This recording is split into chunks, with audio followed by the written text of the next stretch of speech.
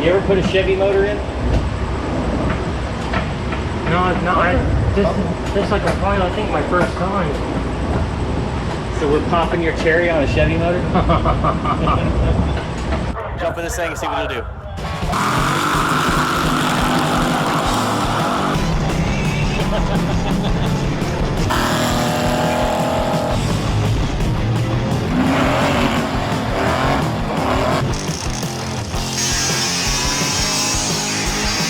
Ready to rock this, bro?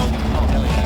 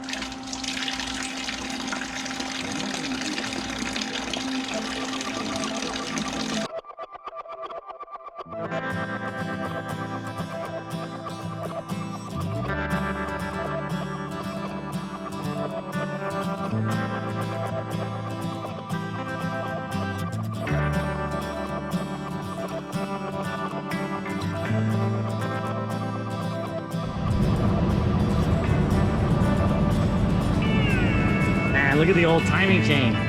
Can do the wave with it. Look at that. Sloppy.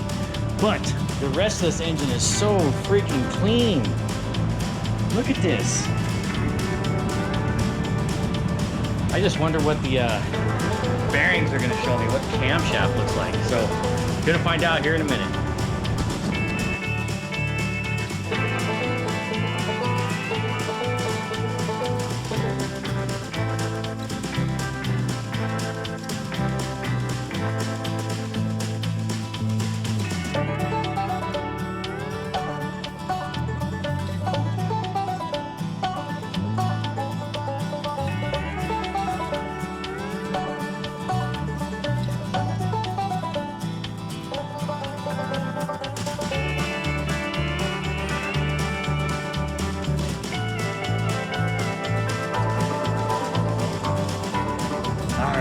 So the little old 283 is in great shape.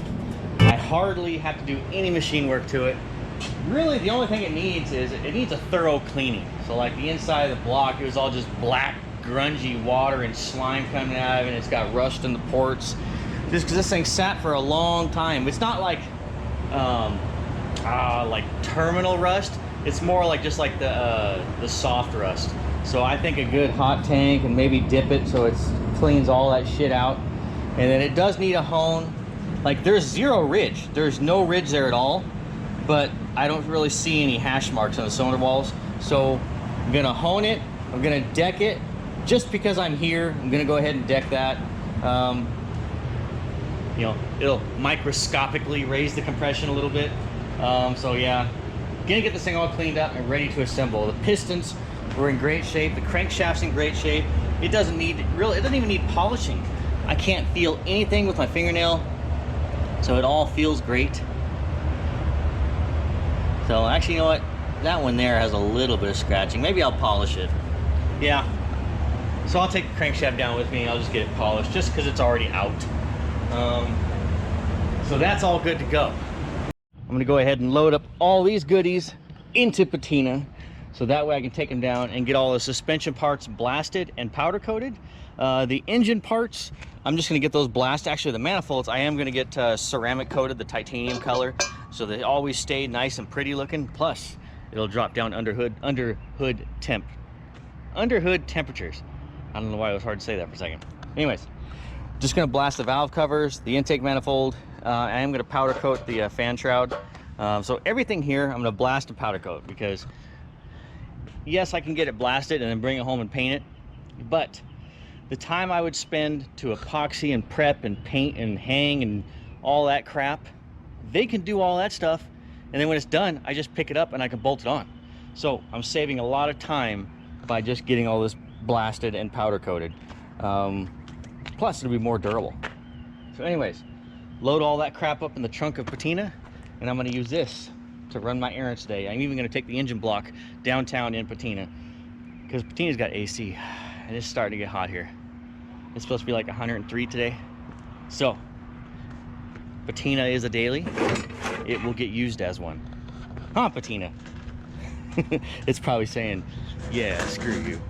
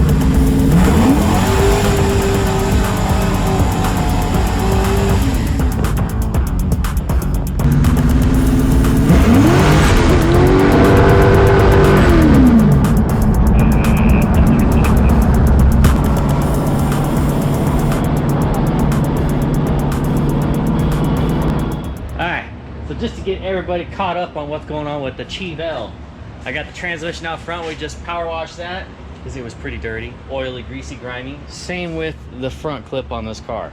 I had to remove the inner fender because the heater core was leaking, and I know that because I kind of remember my dad saying something about it years ago, and then he had the heater core lines bypassed, or he had them coupled together. So usually that means it was leaking.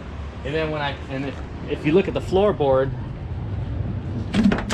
see, I got the heater core out, or I got the AC unit out of the dash, but you can see all that kind of scaly rust right there.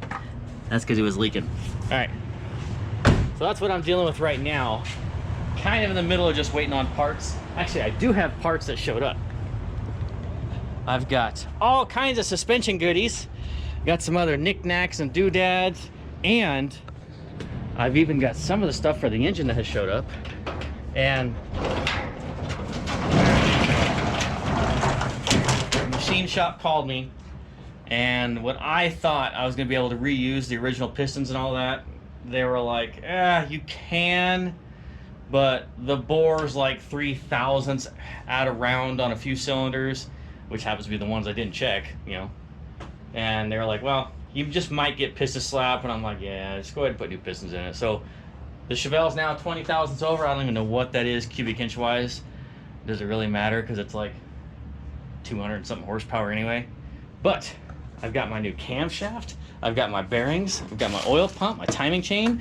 I got a high flow water pump. So I got some goodies that is showing up for the Chevelle. I'm just waiting on the block. I got to go back and get that. Maybe tomorrow. All right. So right now I'm just kind of doing some things to get it all ready for the engine to go back in it, which is replacing the heater core, getting all that put back together. And it looks like someone has touched up some orange rattle can on the engine at one point because the firewall's got some orange overspray. All right, we got the pressure washer ready. We've got it all douched with engine degreaser. Time to spray it.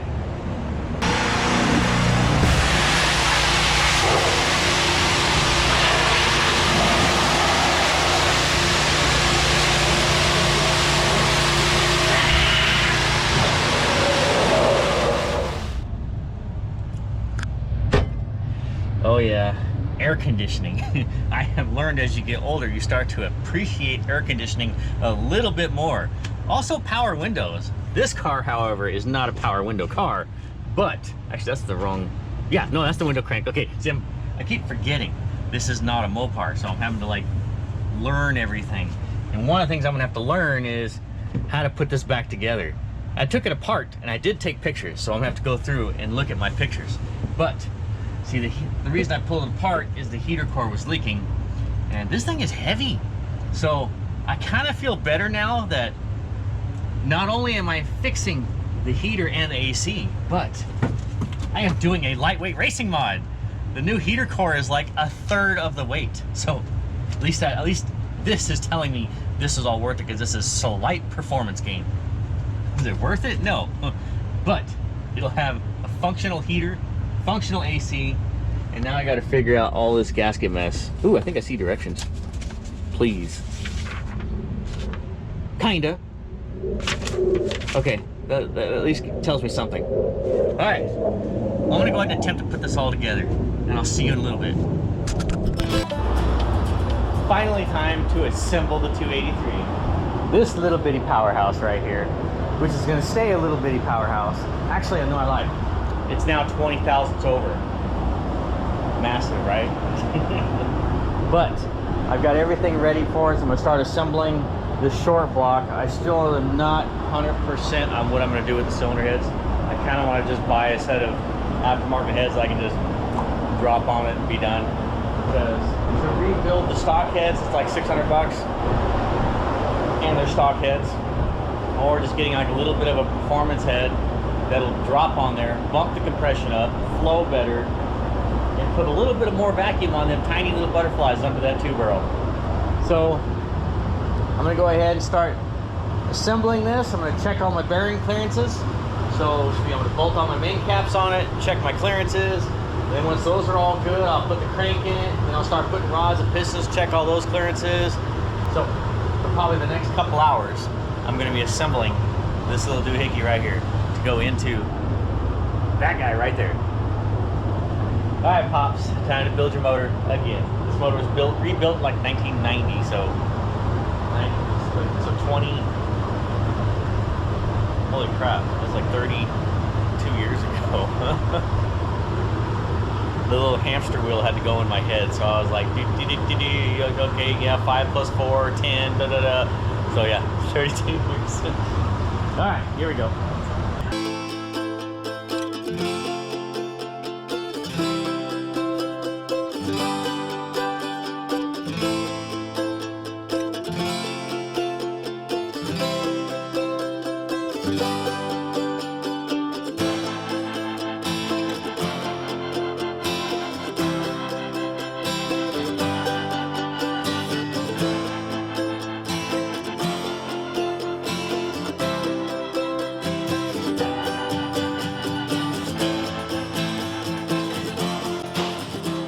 Alright, just because I'm keeping it stock looking doesn't mean I have to keep the stock horsepowers. We did a few little upgrades to the motor, including the aluminum heads and the cam, and we got slightly bigger pistons, 20 over. And this little 2-barrel Rochester right here seriously has some flow restriction to it. So I'm just going to do a couple little porting tricks to try and increase the signal at the booster, which is also going to create more airflow. And maybe after like 30 minutes worth of work, I will pick up like 4 horsepower.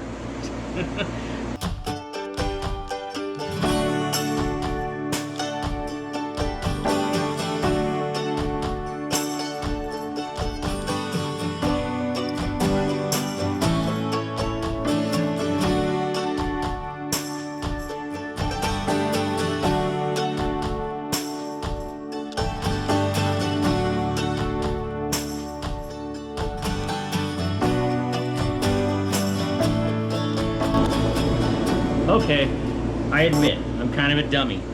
I'm spending way too much time on this, but I keep finding little areas I can improve on. So, let me show you one of the things I have done so far. All right, so that is the stock butterfly. You can see it has the screws, and it has a complete shaft top and bottom. This one, I have removed I have cut off the screws to the bottom, and I have cut a groove in between the screws on the shaft to try and get a tiny bit more airflow there, which that's kind of a trick we have done that circle track stuff guys do, because we're trying to squeeze as much power through a 200 or through a 500 CFM 2 barrel. Okay, this side, this is a stock uncut on this side. Let's see if we can switch over here. You can see there's a lot of disruption in the air. Whoop, I lost my, there we go. There's a lot of disruption in the airflow to the Venturi on the inside. This side here, we have freed up some airflow to the bottom side, to the inside of the Venturi. So just kind of radius some corners, rounded some things, narrowed around it, radius the top of it, just trying to improve airflow to the low side. Actually not the low side, but the inside of the Venturi. So if we throw that right there, stick that up in here, you'll see I have much more air going to the inside of that booster versus this side. That's just, the airflow is kind of cut off on the inside. I've also added some radius there. Here's probably the biggest gain I think I'm gonna get. See, we'll go ahead and pull this guy out for now so you can actually see. All right, so that side is pretty much stock. This side, you can see it's kind of hogged out and radiused because I have, the top side of this is round. There's no way around it. But what I have done is I have hogged out the inside, radiused it, versus that side. See, that's stock, that's all hogged out. So then as the airflow comes through the only opening, it can actually access the outside of the Venturi a little better. See, this side here, I can't see it. This side there is kind of cut off by that sheer wall in there. But that side, look at all that extra flow we get. No good? Good. I'm gonna finish the other sides of everything I've done here, and that'll be it for the carburetor, then I can put it together. Isn't it just all pretty and new looking now that they're all powder coated, got all my bushings pressed in and everything now?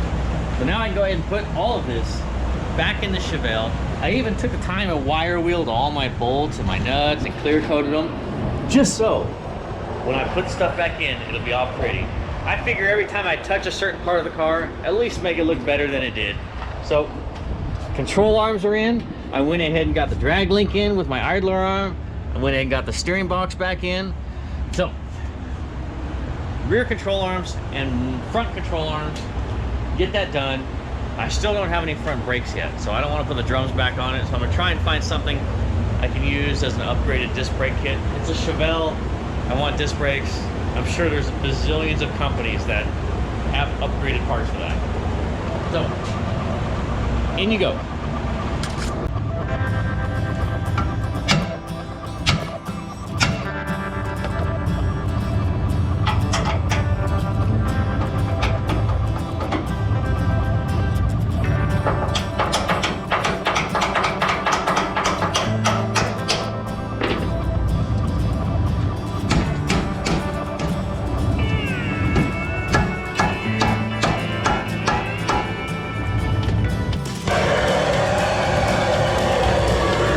Best bug repellent ever.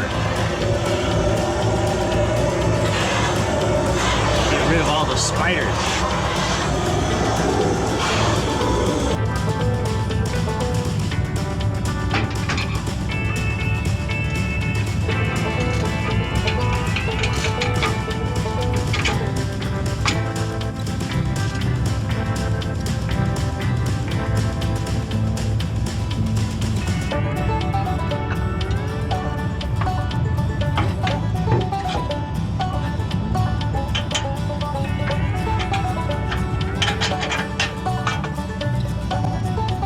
So, Walter doesn't come over here that much anymore because he now lives on the other side of town. Walter's gonna help me put the rear suspension all together, and we're gonna pull the axles out and do the brakes on this thing while I'm doing some other stuff. Oh, here comes Bolt. Come here, Bolt. Couldn't believe something Get your head shot. big was inside his little head. There you go. So what do you think, Walt? Not too bad, huh? Where's the other rubber pieces? There what? Bolt, you're hogging the camera. There wasn't any rubbers on the bottom. I think it was only on the top. Because if you look at the perch, there was no signs of a rubber being there. All right. So. Oh, you're gonna get kisses? Was important to me was knowing that anything. Yeah. So you put rubbers on both sides. Yeah. If you look at this, there was no signs of a rubber ever being there. All right. Yeah, I'm gonna have Walter drop the gas tank, do the suspension. We're gonna pull the axles out so we can put new seals on that. And because we have to pull the axles just so we can get to the seals, because we have to pull the diff cover because this is a stupid GM car that has C-clips to hold the axles in. So, well, I'm gonna let Walter tackle that while I'm doing some other stuff. So upon pulling the axles, we found out that last time this car had been driven, it had like, what do you think, Walt? Like a pint of oil in the rear end? Covers a ring and pin. Yeah, it had like a pint of oil in it, and so one of the actually the driver's side axle bearing got destroyed, which then killed the axle. So, but luckily, my buddies at Dan's Driveline had this sitting at the shop. So we got a brand new axle, new bearing, new seal, and we got new seals for the other side, new differential cover, new pinion seal, and we're cleaning up the backing plate for the brakes. So that's getting all prettified when it came off looking like that.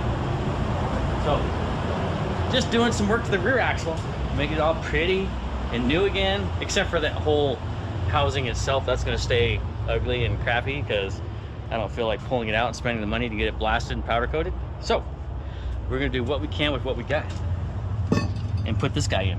First, I gotta pull that bearing out. That one's junk. Where's the slide hammer at, Walt? Oh, I see it.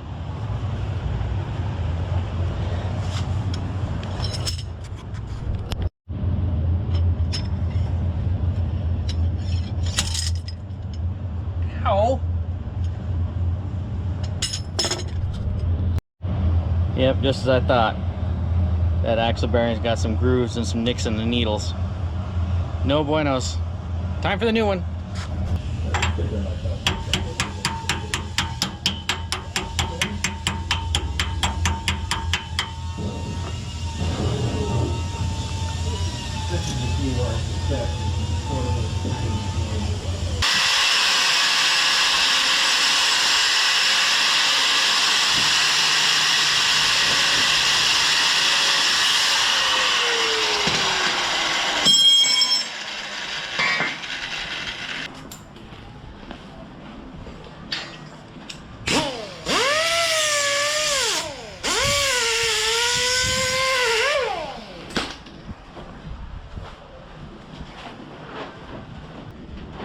And here comes the scary part about working on a GM car.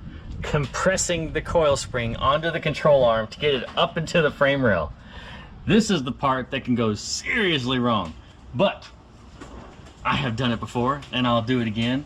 And I've even, look at this, I even touched up a little cut mark with some paint. It's like professional right there. Oh wait, that looks shiny. There you go, there you go, now you can tell it's painted. But I'm gonna go ahead and get this guy in there. I went ahead, I got the tool to compress it. So, cinch it down, suck it up, put it up there, and make sure I line up all the detents for the pigtail on the coil spring. So there's one here, and there's also one up in there. So I was like, I'm gonna set the spring in there so it actually kind of curls it in this way. There's a way you can, so if you put the all thread closer to the inside of the control arm, and also if you pull the ears on the well, I don't know what part you call that, but these ears here, if you pull those also to the inside of the coil spring, that will actually kind of arch it in, so when you lift it up, it'll just fall in place. And if you need to, I got my handy dandy pry bar right here to make it fit. All right, time to make things happen because it's late. I need to wash my ass and go to bed. Huh, Bolt? I heard you over there. Yeah, you tell them.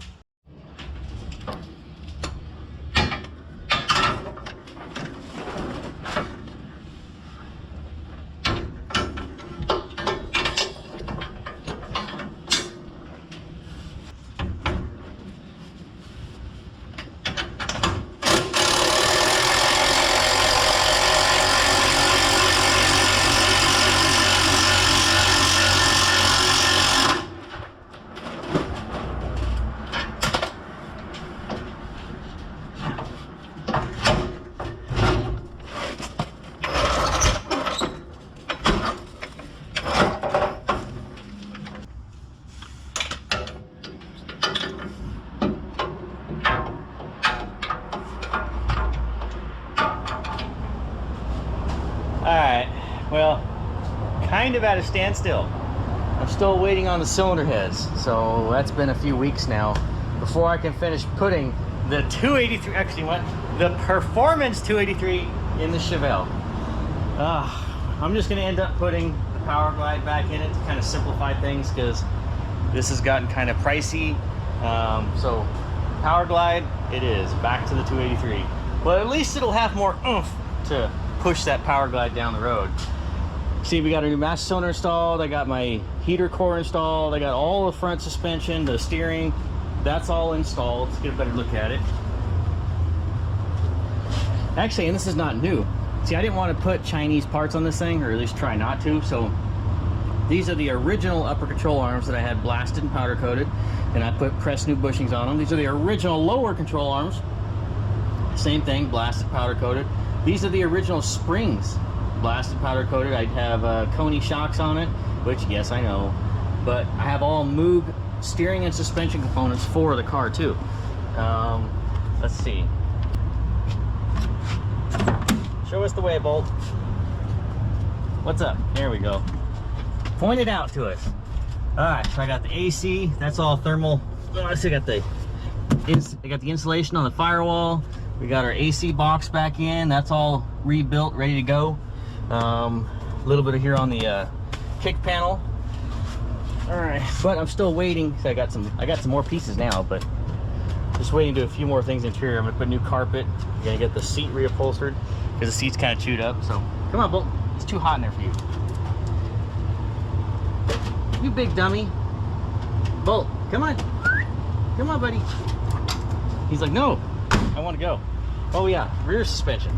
So, got the rear suspension all rebuilt, blasted, powder coated, new bushings, new shocks, all new rear brakes.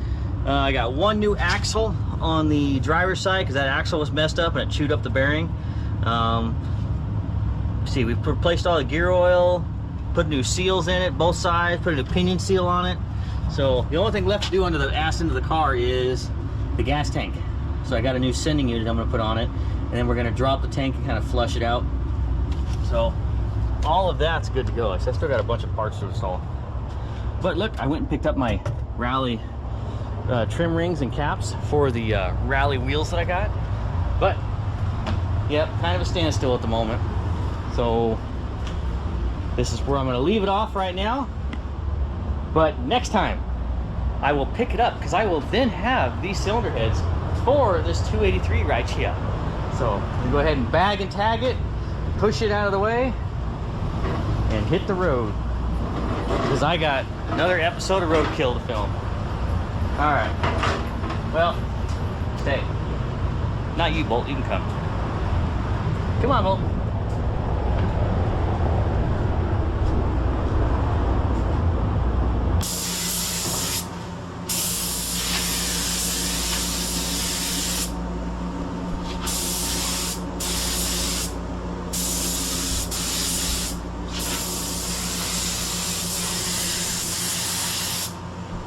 Laying down a tack coat.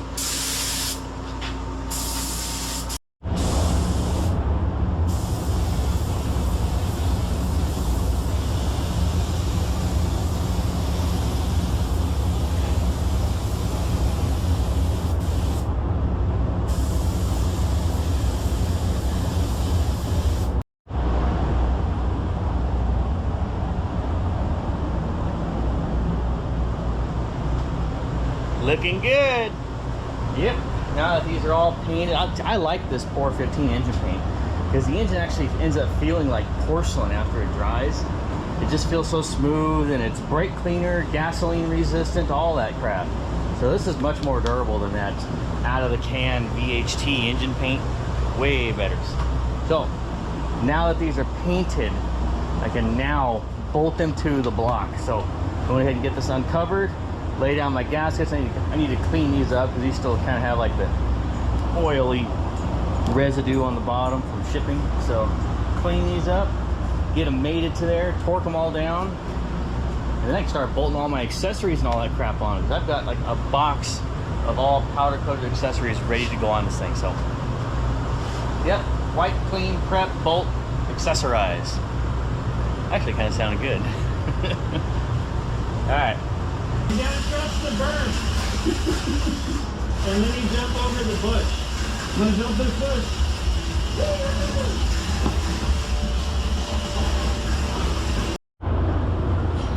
Well, got my first snag here. I can't use the original head bolts because the pockets that they give me for the head, for these casting heads give me for the head bolts, I can't even get a socket over it.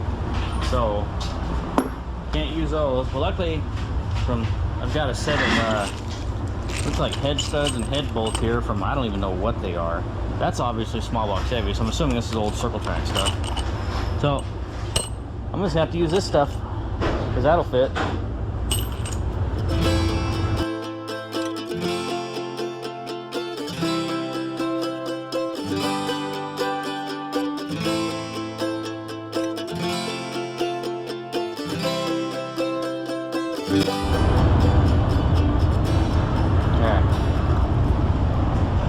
So this is the point when all those pictures I took of the car before I tore it apart, like the engine bay and everything, comes in handy. Is all the accessories and figuring out how everything figuring out where everything went, like the wire looms, the special bolts, like that one needs to go there because where'd it go? Oh, here it is. Because then this bracket goes there, but then I'm like, well, hell, there's too big of a gap there, so I have to look at my pictures and realize, oh, there's a spacer that went there, that one. So, yeah, but look at the motor. Isn't it coming together like all pretty? Look at that. I like contrast, like the difference in colors and different metal materials that you see on an engine when you're putting it together. I know a lot of guys just assemble it and it'll like blow and go orange, but I don't know. I like the contrast of all the hardware and the different materials like the stainless and cast iron. Like I had the exhaust manifold ceramic coated cast iron color, so that way they look all pretty. And it's a ceramic barrier too, so it'll help. Get them, Bolt. Who's out there? Who is it, huh? Here, get down. Get down. So, yep. Anyway, it's gonna be an assembly process figuring out where all these brackets go. Trying to get this whole thing back together. The intake manifold I'm gonna be picking up off of OfferUp. So, just so happened to be, I think I said it earlier, there was somebody that had the intake manifold I wanted, an old Elbrock C4B. So we're gonna put that on here because that still has the provision for the filler tube for the oil, or the oil fill tube, and it'll fit these runners and it'll be a good intake. I just gotta put a 2-barrel adapter on it, which, yeah, I know, but I want to still run the original 2-barrel with the air cleaner and all that. It's not a race car, so it'll be just fine. All right, well, time to assemble everything. Next time you see it, hopefully it'll have all the brackets and accessories on it. I'm hoping.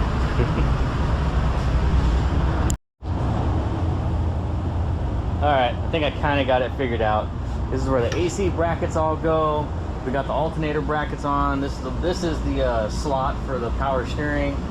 Derek is actually pressure washing the power steering pump and the brackets. We'll just fog that with some satin black real quick. I still don't have my intake manifold yet. I was supposed to pick that up yesterday, but the guy postponed. So hopefully I'll have the intake manifold today. But what I can do is, ooh, it's all like, I just want to bomb the firewall satin black just so it's all pretty looking. Just because, I don't know, it's there, the engine's out of it. Might as well just bomb it real quick. So we're gonna go ahead and do that. So then we can start mating the engine to the transmission and get the engine and transmission in the car so it's kind of out of the way. Hang on.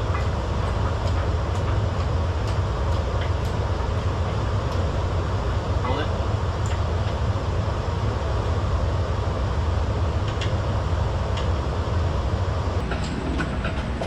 Going in, Derek. Yeah. Remember when we took it out, man? It was. You ever put a Chevy motor in? No. This like I think my first time. So we're popping your cherry on a Chevy motor? I've done only mopars, dude. It's all if I've done, even though I own a Chevy, but Come on. I got dinner waiting for me.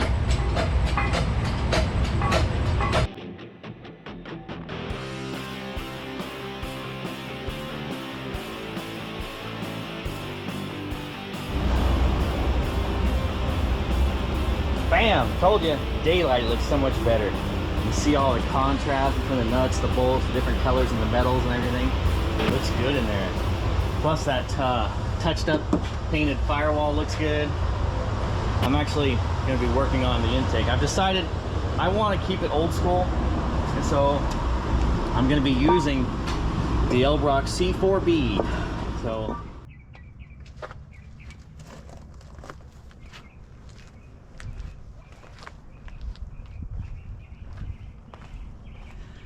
the chevelle's officially done, and it's gonna be ready to head on its journey to Georgia here in a minute. All of that was filmed 2 years ago. I just never really got a chance to finish the video, or I kind of even forgot that that part 2 even existed, because I was working on the last part 3, which does not really have a good ending. Not to spoil anything, but and when I got to that, I'm like, hey, there's a huge gap between the first episode and this one now. And I got to searching on my computer, and I found that I had already edited a part 2. I just never released it. But yeah, all of that footage was 2 years ago at my old house. If you notice, my backyard looks a little different now, and there's actual dirt, which I would love to have concrete someday. But you know, tent cities back up. So I need to put up a carport, but I want to get concrete here. Just so many monies to throw out, and not enough of it. I am broke. But yeah, just letting you guys know, all that was filmed 2 years ago. That's old news. But part 3, which is semi-new news, is coming out next week. Poor Chevelle. The aftermarket world.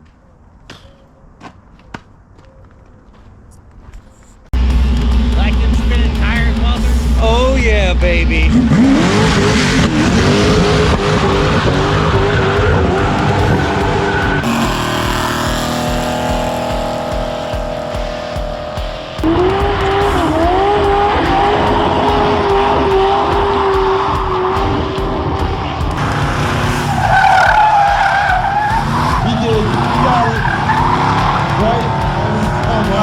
Are you kidding me? We did the rock first.